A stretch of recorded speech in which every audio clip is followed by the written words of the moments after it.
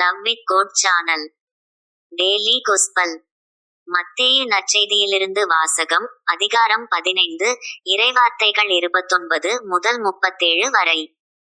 இயேசு அவ்விடத்தை விட்டு அகன்று கலிலேய கடற்கரை வழியாகச் சென்று அங்கே ஒரு மலையின் மீது ஏறி அமர்ந்தார்.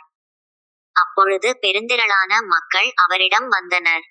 அவர்கள் தங்களோடு கால் ஊனமுற்றோர், பார்வையற்றோர், உடல் ஊனமுற்றோர், பேச்சற்றோர் மற்றும் பிற நோயாளர் பலரையும் அவர் காலடியில் கொண்டு வந்து சேர்த்தனர். அவர்களை அவர் குணமாக்கினார். பேச்சற்றோர் பேசுவதையும் உடல் ஊனமுற்றோர் நலமடைவதையும் பார்வையற்றோர் பார்க்கிறதையும் கண்டு மக்கள் கூட்டத்தினர் வியந்து இஸ்ரேலின் கடவுளை போற்றி புகழ்ந்தனர். இயேசு தம் சீடரை வரவழைத்து, நான் இம்மக்கள் கூட்டத்தின் மீது பரிவு கொள்கிறேன்.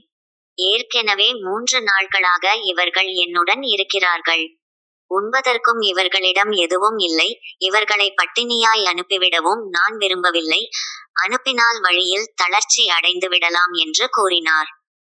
அதற்கு சீடர்கள் அவரிடம், இவ்வளவு திரளான மக்களுக்கு அளிக்க போதுமான உணவு நமக்கு பாலை நிலத்தில் எங்கிருந்து கிடைக்கும் என்று கேட்டார்கள்.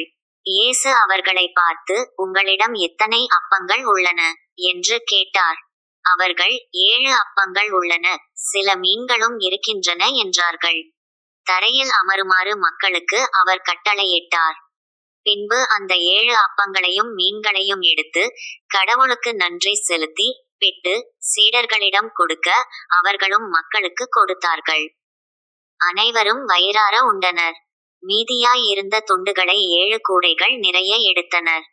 இது ஆண்டவர் வழங்கும் அருள்வாக்கு. இறைவா, உமக்கு நன்றி.